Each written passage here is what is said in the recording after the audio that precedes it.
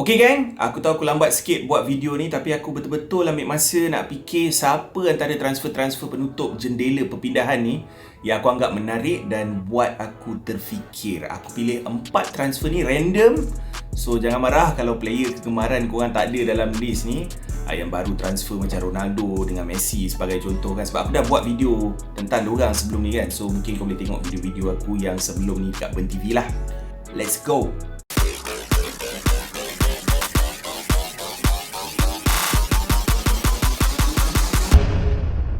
Yang pertama sekali, Antoine Griezmann ke Atletico Madrid. Barca memang aku rasa misi diorang macam nak menguatkan rival je. Last season Suarez, sekarang kau tengok Griezmann pula dikasih balik, menggantikan dia dengan bekas penyerang yang Newcastle sendiri lepaskan dulu. Luke De Jong diambil dari Sevilla on loan dengan option untuk membeli. Dan kalau kau tengok dia punya rekod sekadar 10 gol dalam 69 penampilan untuk Sevilla. Ni aku rasa macam Koeman punya faktor lah, sebab Dutch player kan. So mungkin dia ada understanding ke dia ada peranan tertentu untuk dia. Pilihan ketiga kot dekat Sevilla, aku takkan faham Koeman, tapi selagi results dia memuaskan board dekat Barca tu dengan fans diorang, siapalah aku nak persoalkan pilihan dia kan. So kita tengok je lah macam mana musim ni. Pemergian Griezmann ni datang 2 minggu selepas Presiden Barca Joan Laporta mengumumkan mereka kini mengalami kerugian sebanyak 1.15 bilion pound. Gaji pemain-pemain mereka saja dari pertengahan Ogos melebihi jumlah pendapatan kelab tersebut sebanyak 103%. Maknanya gaji je dah 3% lebih kena top up weh daripada keuntungan seluruh kelab. Mental weh. Belum kira kos lain lagi ni, maintenance lah bagai day to day operation kelab tersebut. Wow, ini mungkin kes terdesak lah kalau ikutkan. Tu sebab dia jual Griezmann dan Bartomeu. Bartomeu, apa kau dah buat? Atletico akan bawa masuk Griezmann secara pinjaman, namun ada klausa wajib untuk menjadikan perpindahan tersebut secara tetap. Griezmann akan kembali ke Wanda Metropolitano sebagai pinjaman, namun akan menjadi pembelian tetap pada musim depan dengan nilai perpindahan 40 juta euro. Itu adalah 80 juta euro kurang dari harga pembelian yang Barca bayar untuk dia dulu. Deal ni pun lepas sebab Saul Niguez bersetuju untuk menyertai Chelsea, sebab Atletico pun dah nak memastikan kedudukan kewangan diorang ni stabil kan, dari segi wage bill atau pembayaran gaji balik kepada pemain lah kan. Griezmann ni merupakan pemain ketiga dari Barca yang dijual pada hari terakhir jendela perpindahan La Liga. Right back Emerson Royal menyertai Spurs untuk jumlah perpindahan 25.8 juta pound. Selain itu ada Elias Moriba juga, pemain tengah yang melengkapkan perpindahan ke RB Leipzig untuk jumlah 13.7 juta pound. Untuk rekod, Griezmann menjaringkan 35 gol dalam 102 perlawanan dan hanya mampu memenangi Copa del Rey saja dalam 2 musim bersama dengan Barca. Penyerang Perancis ni akan kembali ke Atletico di mana dia menjaringkan 133 gol dalam 275 perlawanan dan berjaya menjuarai Europa League, UEFA Super Cup dan juga Spanish Super Cup. Untuk bagi korang konteks, kedudukan Barca ni, mereka cuma keluar duit beli pemain adalah untuk membawa kembali Emerson Royal dari Real Betis melalui buyback option dengan nilai 9 juta euro, semata-mata nak jual dia balik kepada Spurs demi mendapatkan keuntungan. Nampak betapa sedihnya situasi Barca sekarang.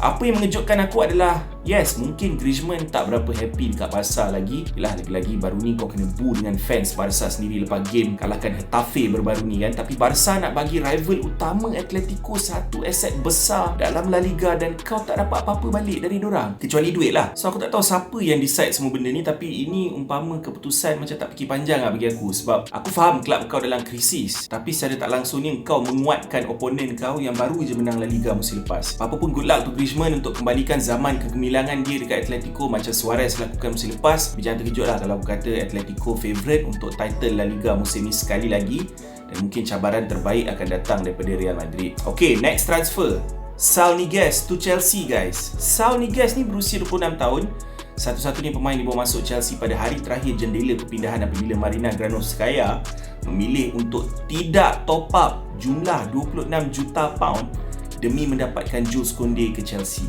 Apa yang aku rasa pelik sikit adalah faktor Saul ni merupakan pemain yang jauh berbeza daripada Jules Koundé. Yang kalau kau tengok Jules ni, dia bagi cover kepada barisan pertahanan Chelsea yang sudah pun kehilangan Kurt Zouma. Ethan Ampadu pun kau dah hantar on loan to Venezia, dan diorang main back 3 lagi kan. So cerita balik pasal Son ni, dia aku rasa akan menjadi pemain yang menjadi cover untuk Kante, Jorginho dan juga Kovacic. Dan Son ni memang kira proven winner lah dengan Atletico kan. Soalannya, adakah dia bersedia untuk bermain peranan sebagai pilihan ketiga? Sol dibawa masuk sebagai pinjaman dengan option to buy musim depan dengan nilai perpindahan 30 juta pound. Dia ni juga seorang pemain yang tak pernah meninggalkan Atletico. So itu sebabnya ambil masa jugalah untuk dia dengan bini dia nak buat keputusan sama ada nak meninggalkan ibu kota Sepanyol demi kerjaya dia berkembang kan. Kerjaya dia bermula dekat Real sebagai pemain remaja sebelum dia switch ke Atletico. Dan ada juga, tak silap aku, dia meluangkan masa bersama dengan Rayo Vallecano secara pinjaman satu ketika dahulu. Bersama Atletico, Saul bermain sebanyak 340 perlawanan dan menjadikan 43 gol. Saul dah merasa kemenangan Europa League sebanyak 2 kali, Copa del Rey, Spanish dan UEFA Super Cup. Yang paling latest menang La Liga lah musim lepas. Namun bawah kendalian Simeone ni, selain dari fokus dia untuk menjadi pemain midfield yang kerap menjaringkan gol, Saul ni digunakan dalam satu peranan yang serba boleh ataupun versatile. Keupayaan dia untuk bergerak secara disiplin dan positional play dia untuk cover, pressure dan menang perebutan bola selain membantu serangan dengan menguasai bola dengan pantas. Left footed dia jangan lupa. Dia left footed midfielder yang membawa keseimbangan dan goal threat setiap kali melakukan larian ke dalam kotak penalti, kira macam box to box midfielder lah. Dia boleh shoot dari luar kotak penalti dan juga mempunyai keupayaan memenangi perebutan di udara dalam open play dan juga situasi bola mati. Macam juga seorang lagi pemain dari Spanyol di Chelsea, Marcos Alonso. Sol ni datang dari keluarga yang mempunyai sejarah bola sepak. Bapa dan adik-beradik laki dia 2 orang semua pernah main bola secara profesional. Okay, so orang kata runs in the blood lah. Ada beberapa pakar bola sepak Spanyol kata dia boleh main peranan number 10 ataupun number 8 selain menjadi ball winning midfielder seperti Kante dan Jorginho. Dribbling dia pun padu. Aku ingat lagi gol dia skor lawan Bayern 4 tahun lepas dalam UCL. Kau tengok balik. Ketibaan pemain berusia 26 tahun ini bermakna dia join Chelsea sebagai signing ketiga dan terakhir dalam jendela perpindahan terbaru selepas menyaksikan Lukaku dan Bettinelli, goalkeeper pilihan ketiga yang masuk sebelum ni kan. Apa yang menarik dari perspektif Chelsea adalah agak rare yang kalau kau tengok musim ni Chelsea beli pemain pada jendela perpindahan dan menunjukkan kadar keuntungan selepas membawa masuk beberapa pemain. Ini semua hasil dari penjualan pemain secara pinjaman atau tetap sebanyak 100 juta pound yang masuk dalam bank diorang. Tapi diorang keluar duit cuma 98 juta pound yang digunakan untuk bawa masuk pemain-pemain ni. Dan ini yang dikatakan Gary Neville sendiri menunjukkan betapa cerdiknya Chelsea dalam jendela perpindahan kali ini membawa masuk pemain yang boleh membawa impact dan squad depth diorang. Antara pemain dijual kita tahu Tammy Abraham, Kurt Zouma, Fikayo Tomori, semua dengan nilai agak besar jugalah kan. Agak rare sebenarnya untuk melihat Chelsea untung dalam transfer window kerana selalunya mereka antara biggest spenders dalam EPL. Kalau kau fikir balik last season 220 juta pound kot diorang belanja kan. Soalannya kenapa Man United tak hijack deal ni Ramai juga tertanya-tanya kerana Saul ni mampu bermain peranan CDM yang sangat diperlukan Man United tu. Dia proven winner kot. Memang sayang lah sebab dia pun dikaitkan dengan Man United sebelum ni kan. Ruben Neves pun tak jadi. So kira harapkan Ronaldo, Sancho, Varane, aku rasa dah cukup lah sebenarnya untuk bawa cabaran Man United musim ni. Aku lihat juga sebagai strong favourite untuk title kan. Semua excited bab Ronaldo dan secara jujur aku pun excited. Janji dia main EPL tapi aku melihat faktor utama Man United boleh berjaya musim ini bukan dia tapi Rafael Varane. Okey, berbalik pada Chelsea, ada juga persoalan yang timbul berkaitan kedatangan Sol ni. Bagi aku Chelsea loaded dengan pemain-pemain di semua position sampai dia third choice. Tapi tak dinafikan lah Sol boleh menjadi asset dan quality player. Tapi mana dia nak main secara kerap atau rotation barangkali. Takkan kau nak ganti Kante, Jorginho ataupun Mason Mount. Maybe Havertz. Komen sikit fan Chelsea, macam biasa lah. Okay, next, Eduardo Camavinga to Real Madrid. Eduardo Camavinga pada usia 18 tahun sudah mengesahkan perpindahan ke Real Madrid akhirnya. Sebab dah lama dia ni dalam radar klub-klub terbesar Eropah termasuk Man United, PSG. Rennes pun macam tak nak ambil risiko kehilangan dia untuk percuma musim depan, so terpaksa let go dengan baki setahun je kontrak dia untuk nilai 30 juta. Kira bagian dapat dia harga macam tu kan. Story budak ni agak sedih sebenarnya. Lahir dalam kamp pelarian di Angola, Camavinga berhijrah ke Perancis dengan 5 adik-beradik dia serta ibu bapanya. 8 tahun lepas dia pindah tu ke France, dia join Rennes Academy. Tapi ketika itu ada dugaan lagi yang melanda. Rumah keluarga dia pula terbakar sebab dia terror main bola. si baik pada usia 16 tahun dah melakukan debut musim penuh dia 2018-2019 di League One. Dia beraksi masa tu bukan sekadar sebagai pendedahan semata-mata tau, tapi umpama ada kebergantungan lah kepada skill yang ada pada Camavinga ni. Sejak tu karier dia mula berkembang lah. Musim seterusnya dia jadi regular starter, membawa Rennes ke UCL. Beberapa hari je lepas dapat kerakyatan di Perancis, dia dapat call up National Call up untuk bawah 21 tahun France. Dan disebabkan perkembangan dia yang cukup mendadak, dia terus dapat call up senior team France juga weh. Dahsyat Mamat ni. Dia ni kira nombor 8 dengan awareness untuk bertahan.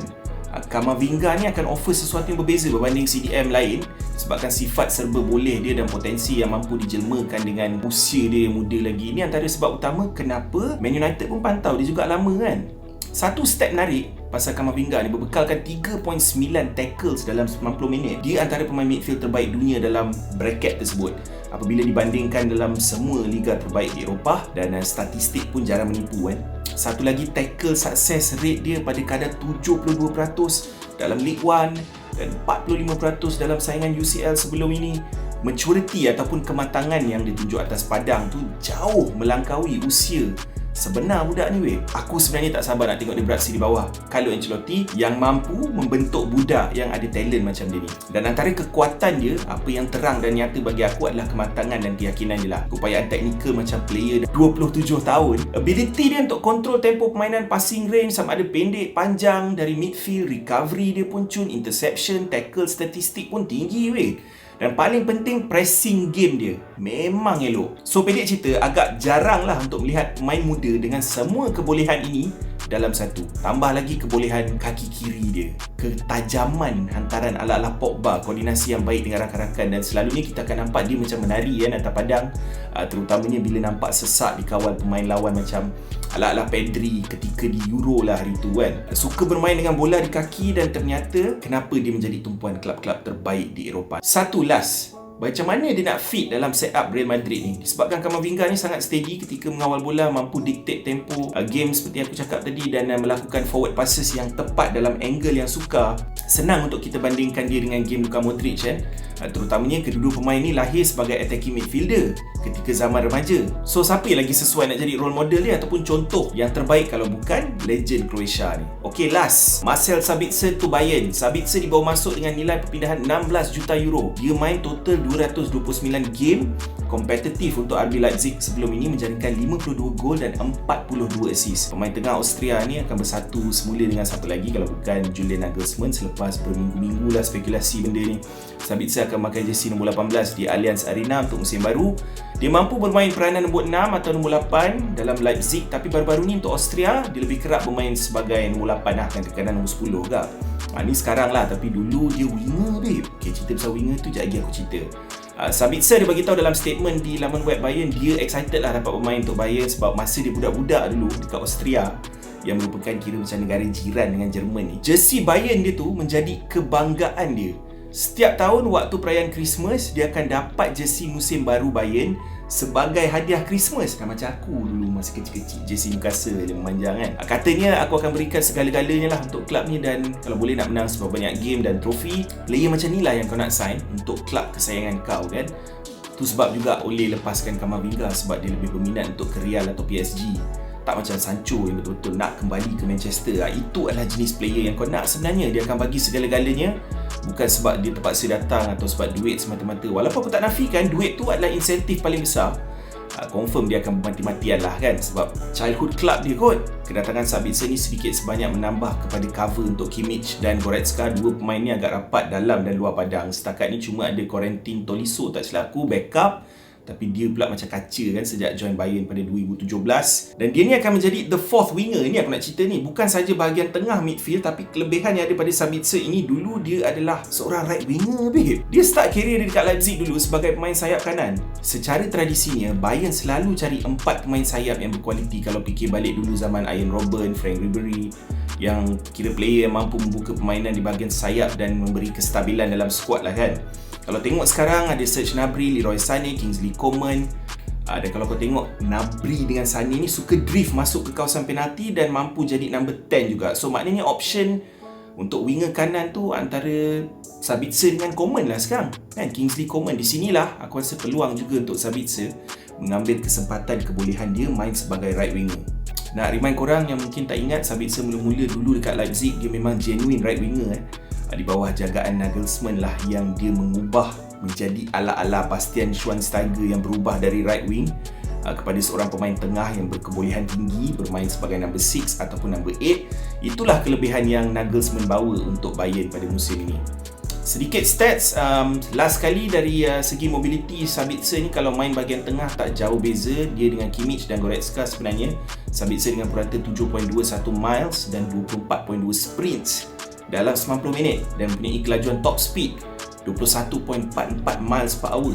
Kimmich pula 7.58, 21.2 sprints dan 20.57 miles per hour. Goretzka pula 7.15 miles, 23.7 sprints dan 21.38 miles per hour top speed. Dahsyat weh. Kesimpulan ni bagi aku, ini antara 4 transfer paling menarik perhatian aku pada hari penutupan jendela perpindahan bola sepak Eropah. Tak sabar nak tengok impact pemain-pemain ni dalam tim baru masing-masing. Macam biasa, like, share, subscribe channel baru aku ni. Akhir kata guys, kita semua berhak mempunyai pendapat masing-masing. Kita agree to disagree, tak ada hal, dan kita raikan pendapat berbeza kerana ini adalah Burn TV.